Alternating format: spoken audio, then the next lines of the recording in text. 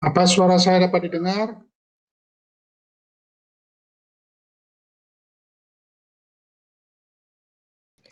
Bisa, Prof. Tadi putus ya?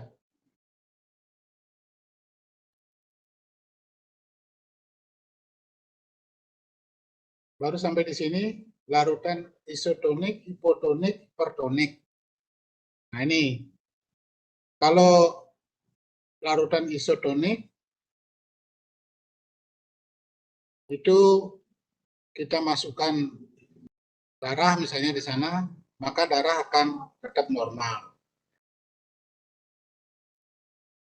Tapi kalau larutan hipotonik, kalau kita masukkan darah itu akan mengembang, sel-sel darah merahnya itu akan berkembang, mengembang, akhirnya pecah. Kalau hipertonik, kita masukkan sel darah merah, akan keriput. Jadi ini kaitannya dengan infus ya. Maka itu, infus itu larutannya adalah isotonik.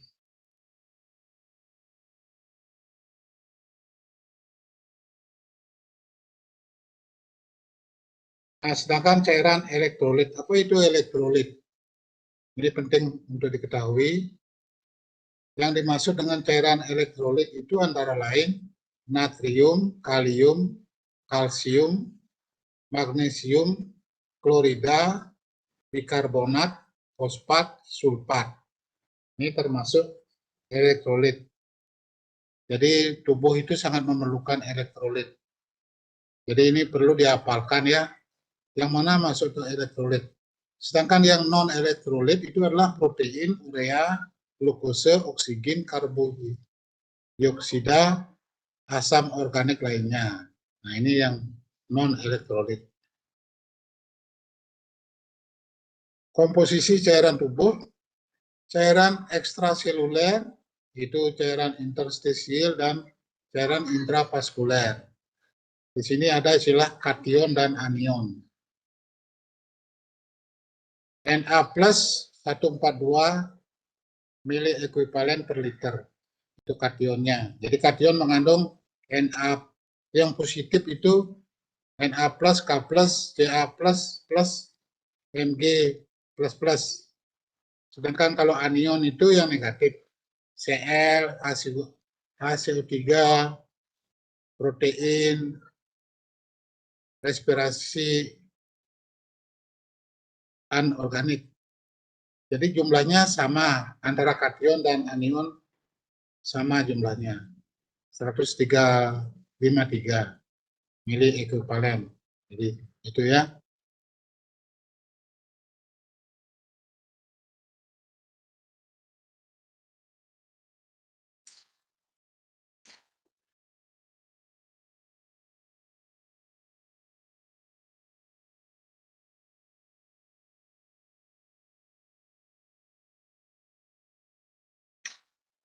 Ini kation ya.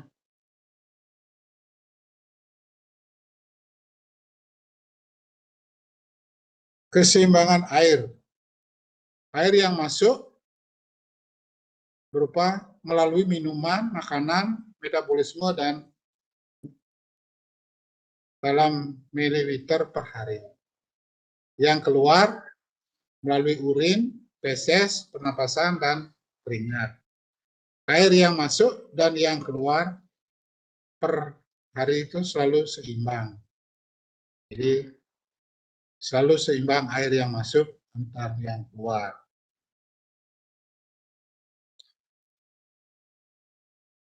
Pengaturan cairan di dalam tubuh, nah ini perlu diingat ya, dikendalikan oleh dua, ADH dan aldosteron.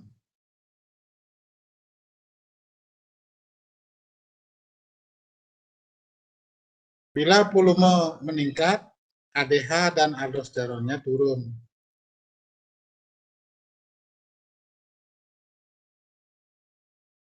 Bila volumenya menurun dalam cairan tubuh, ADH dan aldosteronnya meningkat.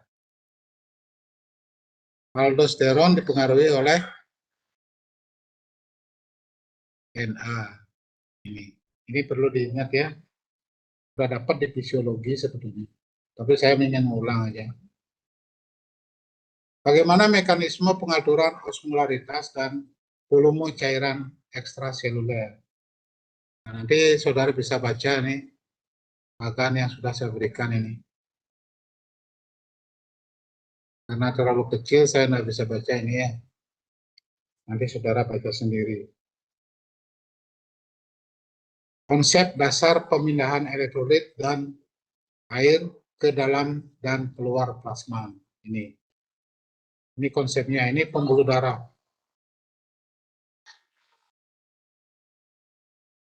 Ini pembuluh darah ini. Di dalam pembuluh darah itu ada darah, ada elektrolit, ada kation. Nanti kalau tidak dengar WA ya saya, kalau misalnya hilang suaranya. Nah, yang masuk ke dalam pembuluh darah ini adalah melalui alimentary tract, jadi saluran pencernaan.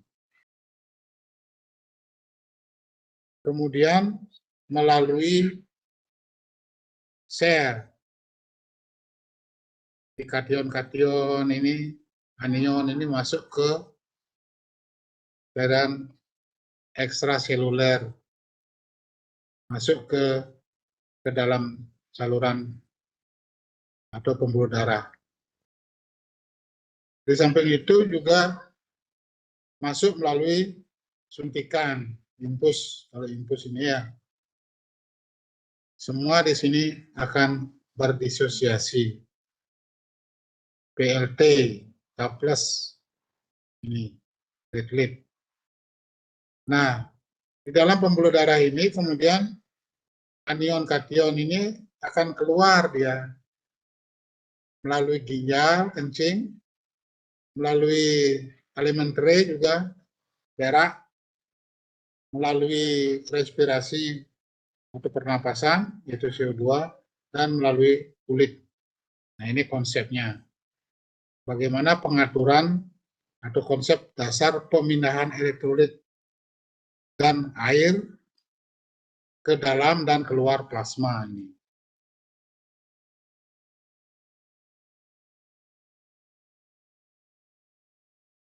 Itulah tentang fisiologi daripada cairan tubuh. Nah, sekarang kita belajar gangguannya. Gangguan keseimbangan cairan tubuh. Ada 4 gangguan. Yang pertama adalah gangguan volume. Contohnya adalah dehidrasi, kekurangan cairan. Atau odema, kelebihan cairan. Puding. Yang kedua, gangguan osmolaritas. Ada hipoosmolaritas dan hiperosmolaritas. Yang ketiga adalah distribusi. Gangguan distribusi. Contohnya asites. Asites itu adalah penumpukan cairan di bawah perut. Jadi karena gaya gravitasi bumi, maka cairan itu akan menumpuk di bawah perut. Dan anasarka. Anasarka itu cairan di bawah kulit. Yang keempat, komposisi, gangguan komposisi. Gangguan komposisi ini dapat berdiri sendiri atau bersama-sama. Nah, coba kita bahas satu persatu ya. Gangguan volume atau osmolaritas. Dehidrasi ekstraseluler isotonik. Terjadi dehidrasi ekstraseluler isotonik. Ini biasanya terjadi pada kasus diare. Kalau kasus diare itu gangguan volumenya berupa dehidrasi, kekurangan cairan.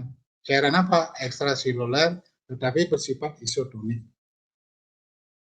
Ada juga yang kedua, dehidrasi ekstra intraseluler hipertonik. Misalnya keringat banyak dan tidak minum. Kalau keringatnya banyak tapi tidak minum, maka hewan akan mengalami dehidrasi ekstra intraseluler hipertonik. Yang ketiga adalah odema intraseluler hipotonik. Ini keringat banyak dibarengi minum banyak. Nah, inilah yang terjadi mengalami gangguan.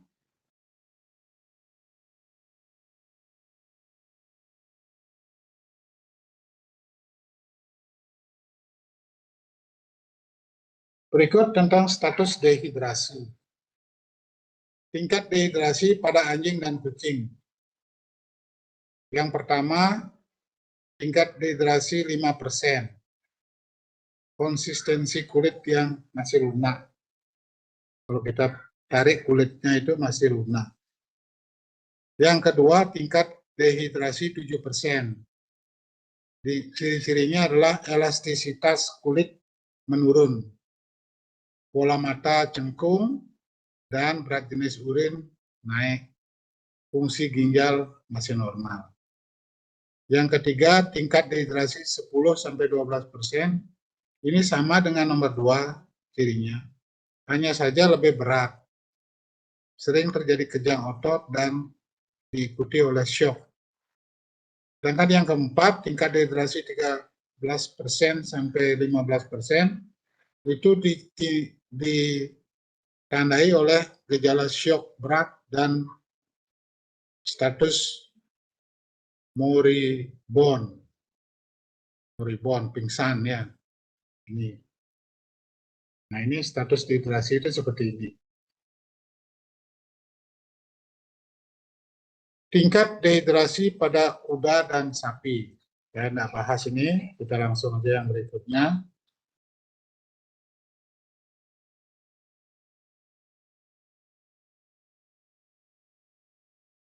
Apa penyebab dehidrasi?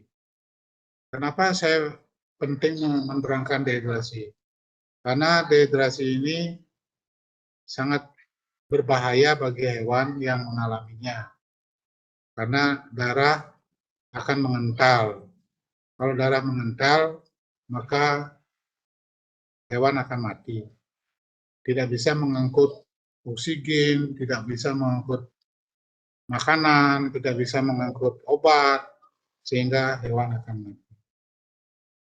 Penyebab daripada dehidrasi adalah ada dua, berkurangnya asupan air, hipodipsia namanya, adipsia. Yang kedua, meningkatnya pengeluaran air dalam tubuh. Yang pertama, berkurangnya asupan air. Yang kedua, meningkatnya pengeluaran air dalam tubuh. Yang kedua, contohnya adalah saluran kemih, poliuria. Jadi hewan terlalu banyak kencing tapi tidak minum, akan menimbulkan dehidrasi.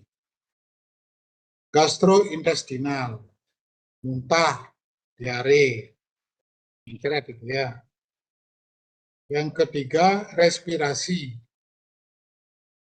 Hewan mengalami demam atau panting, terengah-engah. Kemudian melalui kulit terbakar atau luka kulit yang lebar. Ini juga bisa menimbulkan dehidrasi. Yang berikut adalah salivasi berlebihan, jadi keluar air liur yang berlebihan. Yang berikut adalah peritoneal dialisis, terjadi peritoneal dialisis. Nah, inilah beberapa penyebab terjadinya dehidrasi. Penyebab dehidrasi, nanti saudara bisa lihat mekanismenya ini, nanti pelan-pelan di rumah.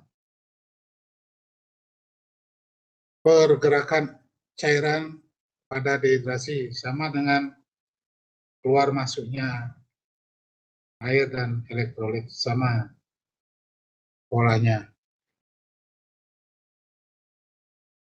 Hasil lab menentukan dehidrasi. Berbagai hasil laboratorium, khususnya meningkatnya kadar nitrogen urea darah. Jadi bondnya naik. Itu ciri-ciri dehidrasi, bondnya naik, kemudian total protein plasmanya meningkat, kemudian packet cell volume atau PCP juga meningkat, dan berat jenis urea dapat membantu dalam hal kompensasi terhadap temuan klinis. Ini. Jadi berat jenisnya juga meningkat. Berbagai kondisi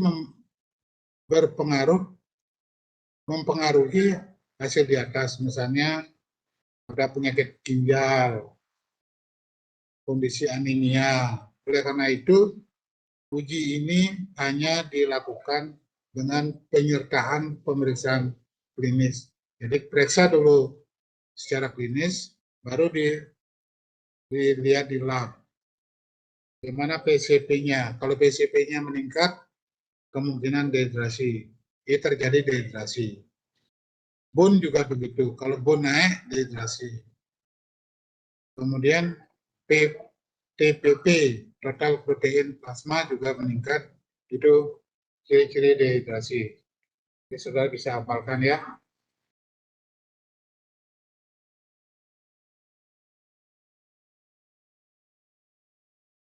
Bagaimana caranya mengecek keberhasilan terapi dehidrasi? Biasanya kalau dehidrasi, dokter hewan itu melakukan terapi berupa pemberian infus. Bisa lactate ringer, NaCl. Nah, sekarang bagaimana keberhasilannya cara mengecek? Jadi yang diukur ini, PCP-nya normal, total protein plasma normal, bone-nya normal. Nah, ini. Karena perubahan nilai tersebut relatif lebih cepat untuk indikasi perubahan status dehidrasi. Jadi ada 3 ini untuk mengecek ya. PCP, TPP, dan bone.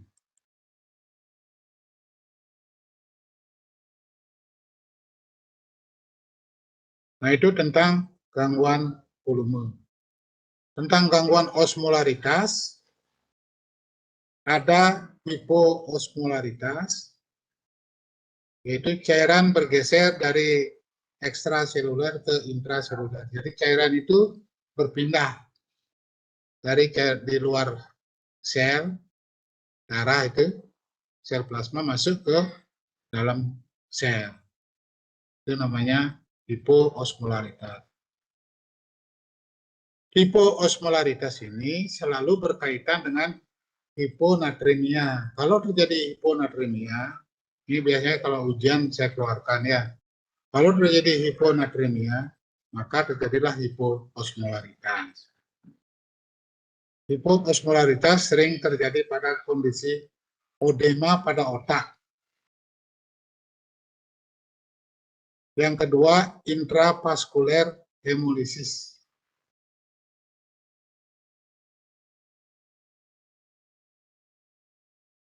Hipoosmolaritas menyebabkan perpindahan cairan ekstraseluler menuju cairan intraseluler ke cairan intraseluler dan terjadi pembekakan seluler, jadi membekak. Jadi pengembalian yang cepat terhadap hipoosmolaritas dapat menyebabkan hemodialisis intravaskuler. Nah, ini nanti baca sendiri pelan-pelan karena ini situasinya feedback, jadi saya tidak bisa menerangkan lebih dengan contoh-contoh ya. Yang kedua adalah hiperosmolaritas. Kalau hiper, kebalikannya, cairan yang di dalam sel bergeser keluar sel. Itu aja prinsipnya ya.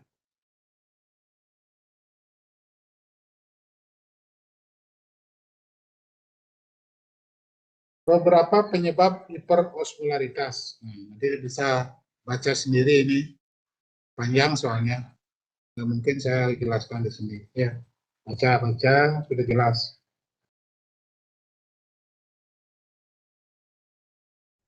Nah, sebagaimana gangguan distribusi? Gangguan distribusi itu ada 3, berupa asites, itu penumpukan cairan di rongga perut. Yang kedua adalah cairan pleura, itu cairan di dalam rongga pleura.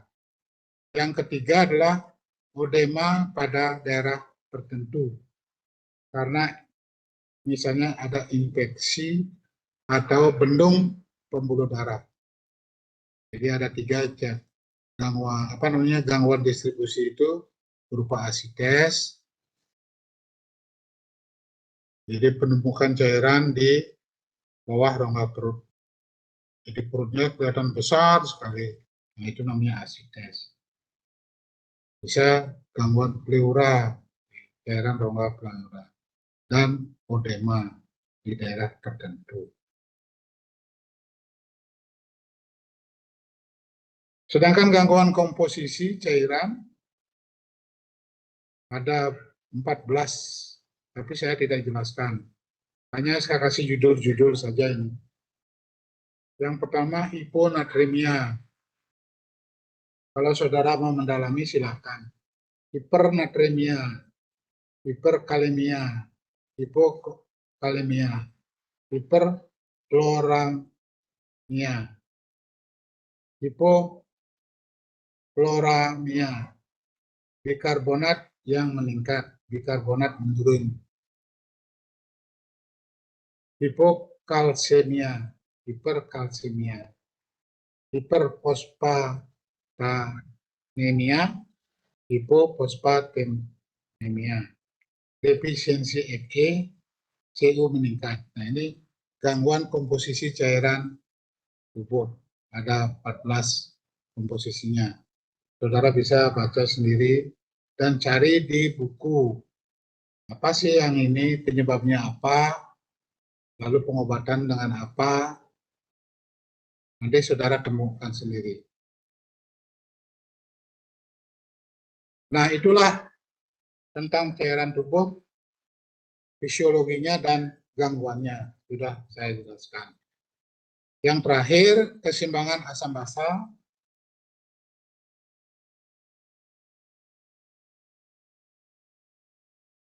Masih dari 19 menit ya.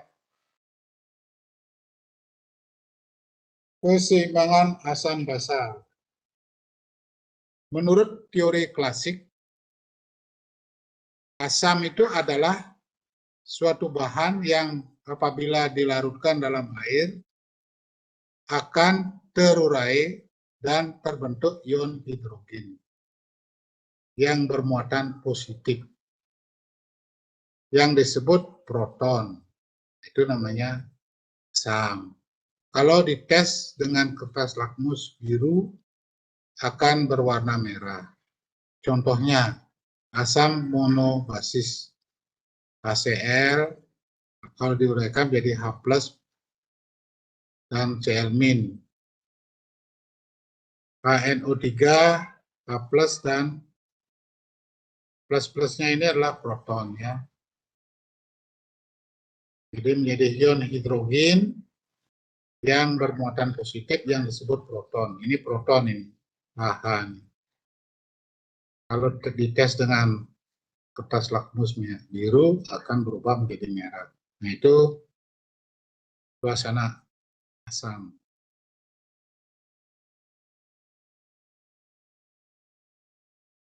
Sedangkan basa adalah suatu bahan yang apabila dilarutkan dalam air akan terurai menjadi ion hidroksida yang bermuatan negatif atau OH-. Kalau dites dengan kertas lakmus merah akan berubah menjadi biru. Nah, itu bersifat basa. POH ditambah basa menjadi apa? Apa suara saya masih bisa didengar?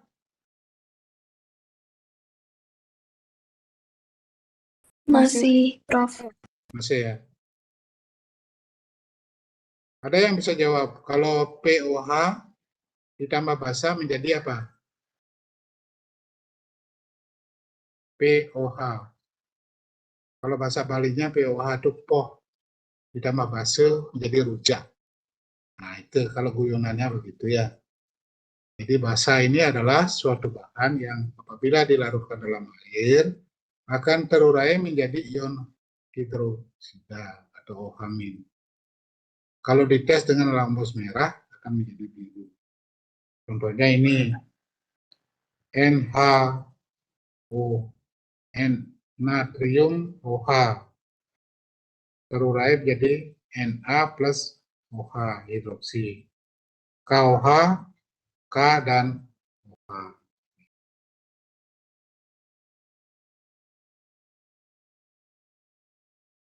Keseimbangan asam basa. Menurut teori modern, kalau yang tadi yang klasik ya, bahwa asam itu adalah bahan yang dapat berupa molekul, dapat berupa ion, atau dapat berupa gugus yang dapat membentuk ion hidrogen H yang bermuatan positif yang disebut dengan proton dan disebutlah proton donor. Jadi H+ ini menjadi proton donor yang dapat berupa molekul ion atau gugus yang dapat mengikat proton dan disebutlah proton aseptor. Contohnya ini asam, ini basa. HCO4 ini asam.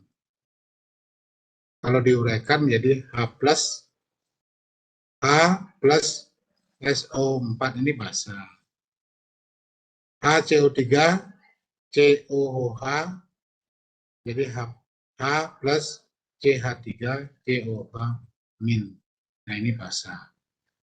Nah, ini sangat membosankan ini kalau belajar asam basa ini. Tapi tidak apa-apa karena harus tahu, saya paksakan. Saudara harus mempelajarinya. Di dalam tubuh, asam dan basa ini berada dalam keadaan seimbang, di mana derajat keasaman atau pH dalam darah dipertahankan pada 7,4 atau berkisar antara 7,35 sampai 7,45. Jadi pH darah itu ini normalnya 7,4 rata-rata. Di samping itu reaksi seluler dan biokimia dalam tubuh tergantung dari ring pH tersebut, yaitu sekitar 0,3. Ini. Dan dalam keadaan seimbang, keadaan seimbang ini dapat dipertahankan karena adanya beberapa sistem di dalam tubuh yang dapat mengaturnya dan disebutlah sistem homeostasis. Nah, saya ingin menekankan di sini di dalam tubuh atau dalam pembuluh darah itu ada sistem homeostasis. Apa itu sistem homeostasis.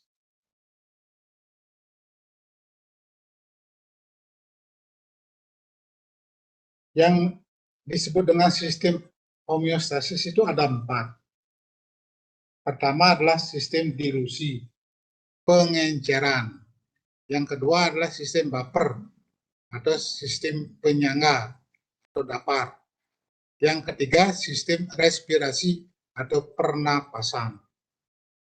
Yang keempat sistem mekanisme kerja ginjal.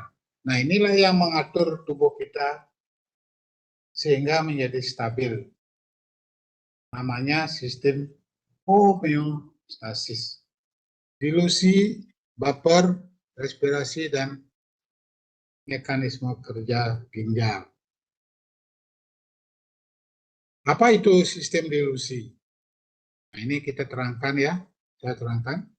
Jika di dalam tubuh terbentuk suatu asam, misalnya banyak makan asam, jadi hasil metabolisme yang meningkat asamnya, maka asam yang terjadi akan masuk ke peredaran darah dan ikut beredar melalui berbagai bagian cairan tubuh sehingga kadarnya menjadi rendah.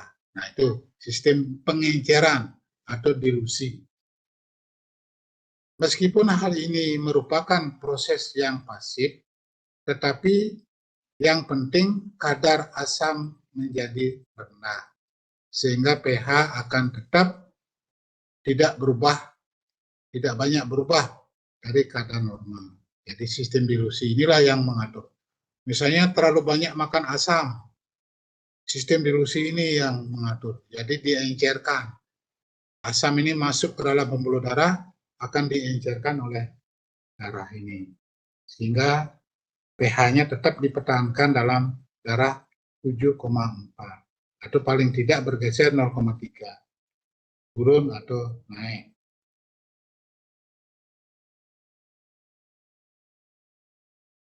Kemudian kalau ini tidak berhasil atau bekerja sama juga dengan sistem baper, ada penyangga. Nah, kalau penyangga ini kerjanya seperti ini.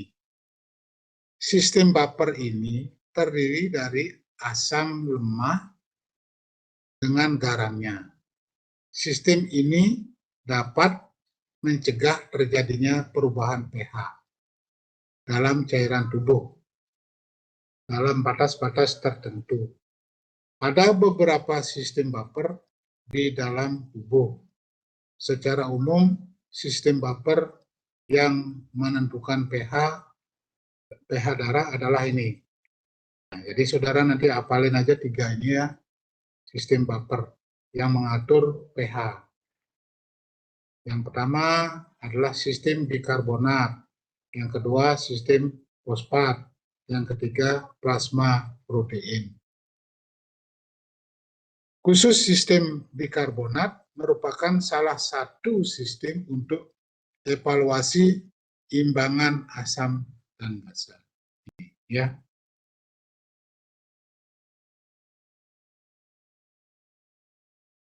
Nah, ini penjelasannya, nanti saudara bisa baca masing-masing itu bagaimana yang bikarbonat, yang protein, dan seterusnya.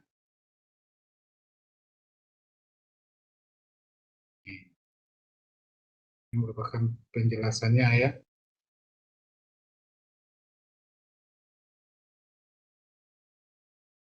Mekanisme kerja baper. Ini nanti saudara bisa baca pelan-pelan. Jika ada tambahan asam atau H, maka terjadi seperti ini. H plus ditambah baper menjadi garam. H ini dan seterusnya. Jika ada penambahan basa, OH, ini masuk menjadi H2O, HCO2. HCO3 ditambah menjadi air. Ini yang mengecerkan, sehingga pH-nya tetap normal. Nah, itu tentang sistem baper. Nah, sekarang bagaimana sistem yang ketiga ini? Sistem respirasi. ikut sertanya mekanisme respirasi sebagai pengatur keseimbangan asam basa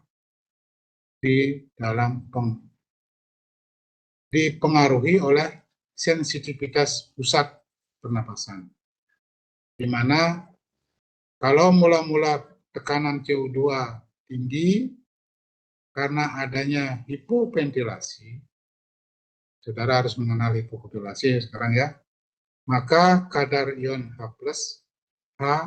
akan meningkat, pH darah akan menurun, pusat pernapasan akan berpacu, sehingga terjadilah hiperventilasi dan tekanan CO2 akan turun, kadar ion H juga menurun, sehingga pH darah akan naik.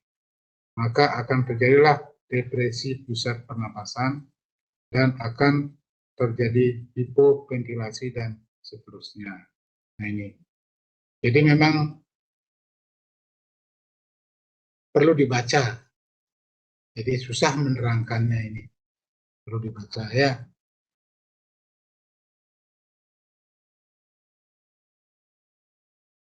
Mekanisme ini berusaha mendekatkan rasio bikarbonat dan asam karbonat menjadi normal.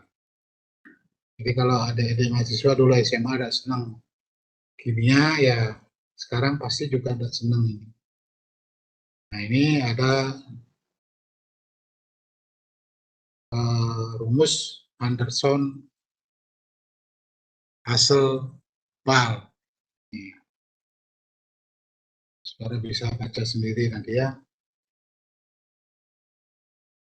Sistem mekanisme kerja ginjal yang tepat.